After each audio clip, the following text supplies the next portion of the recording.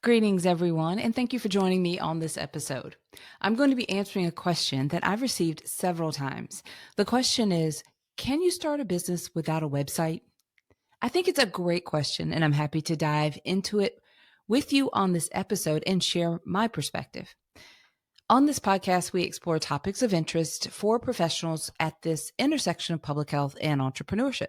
So, this is a perfect question that falls in that category. My name is Dr. Charlotte Huntley, and I'm very excited that you've decided to join me on this episode.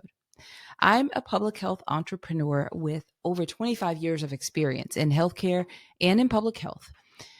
And I've been podcasting since 2017. I've helped a lot of entrepreneurs along the way, and I'm happy to help you with some insights on this episode. So let's dive into this question.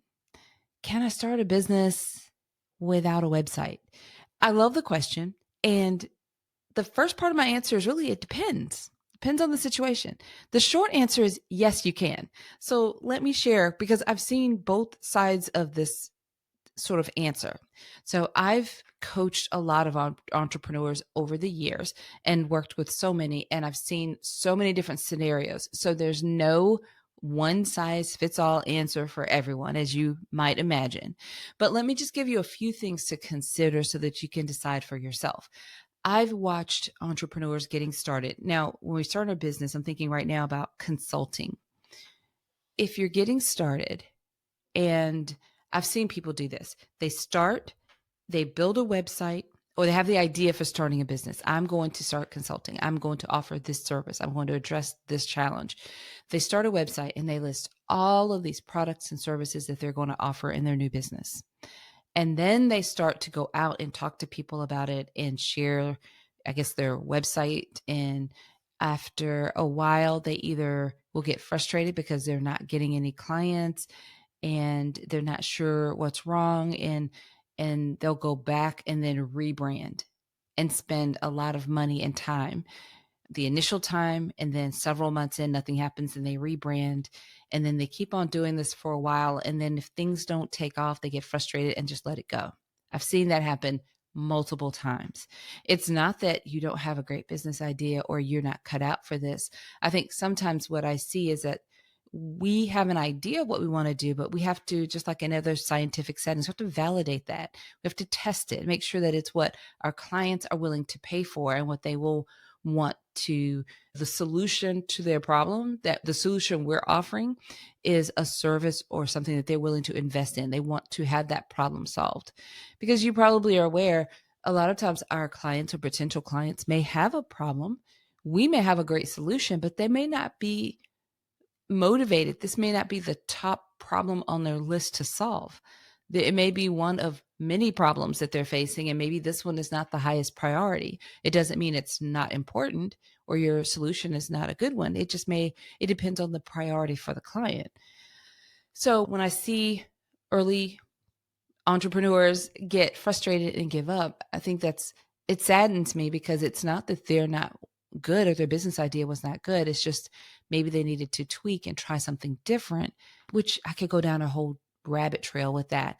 But I'm essentially trying to share with you the downside I see with someone starting with a fresh new idea for consulting, or with how they want to go with offering a service, like a solution to a problem. Because if you've listened to this podcast for a while, I say that we are problem solvers. So if we are offering consulting services and offering a solution to the problem that we think our clients are struggling with, it can be disappointing to go all in on a website, the design, the cost, and everything, before you validated your idea and your service and your business, your business idea, meaning that you've gotten a paid client and you've delivered on that service and they're happy and you're ready for the next one. So that being said, on the other side of things, I've also seen where clients get started. They have a strong network, or they have strong networking skills. They start talking about what they want to do with their previous coworkers or employers and people in their network. And through word of mouth and referrals, they stumble upon their first client. They're excited. They're figuring it out.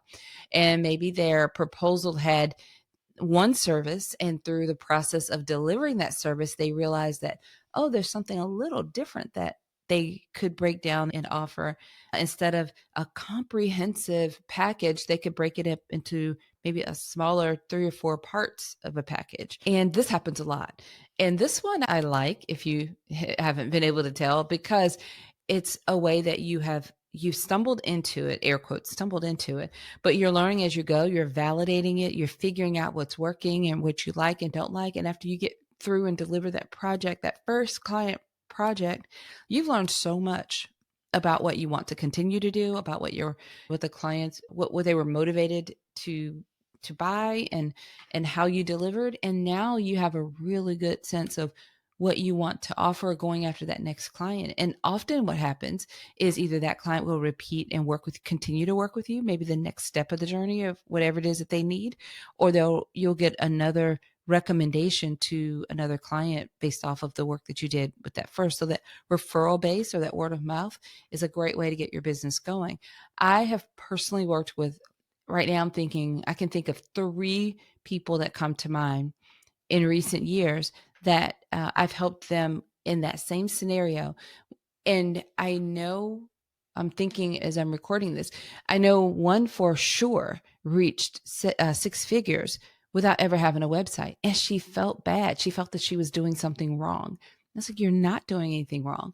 By the time she invested in designing that website, she knew exactly what she wanted to continue to offer. And she basically opened up another stream for people to be able to discover her and to grow her business.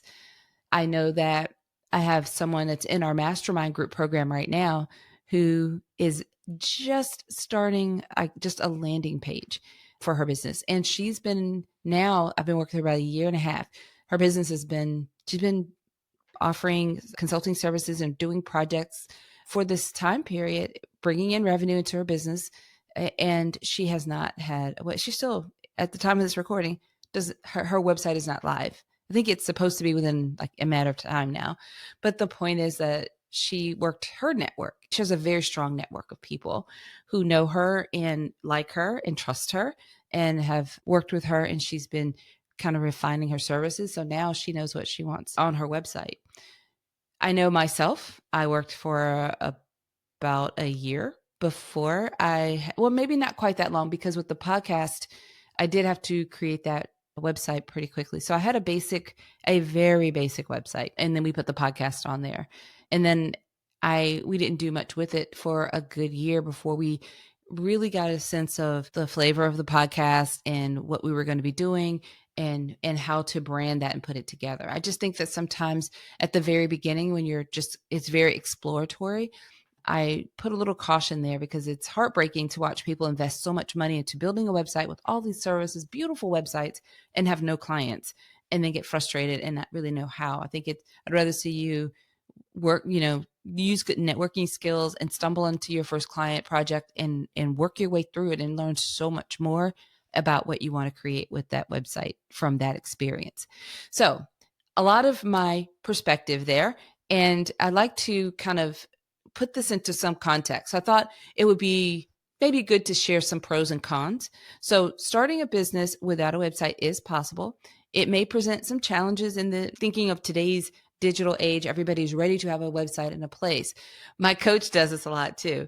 I challenge you to think about it. You're, as a super small business getting started with consulting, especially in public health, those of you who are doing this are likely have been working in the field for a while. You have people that you know, and the best way to get your first client, thinking you have no history now with clients, so your very first client, you may have had this experience, of course, through your work, previous employers, but as far as your consulting business, the best way to get the first clients are through people you know, coworkers, past employers, through connections in the field. And they are not necessarily going to just discover you from a website and then work with you. A lot of times they're coming through someone else initially. And so I think that, anyway, factor that in as you're considering this, okay? So here are some pros and cons. I'll start with the pros of starting without a website. You have much lower initial costs, because it is very costly to have your website designed and optimized. And not saying that it's not worth it, but that's something to consider. So it does lower your initial costs.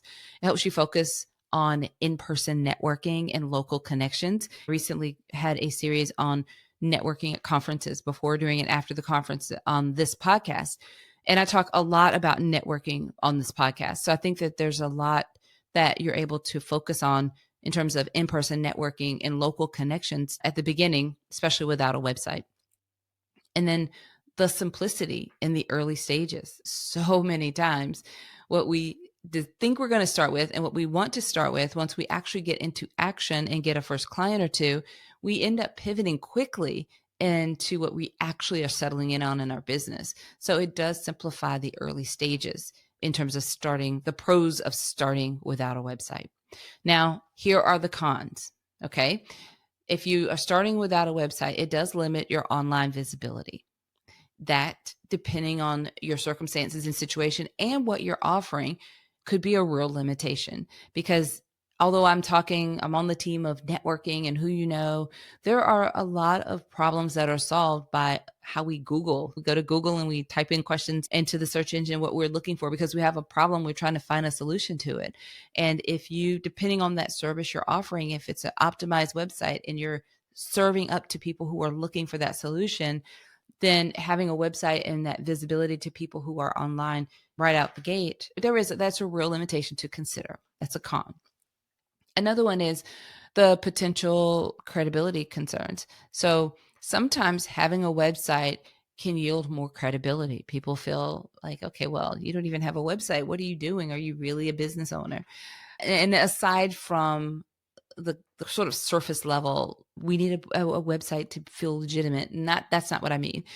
It's just when a business wants to do business with you, with your business, and you do have a website, that does raise your level of credibility in their eyes as you're getting established with those initial clients. Okay, so I won't go back to the pros again, because I already listed that, but I want to so bad.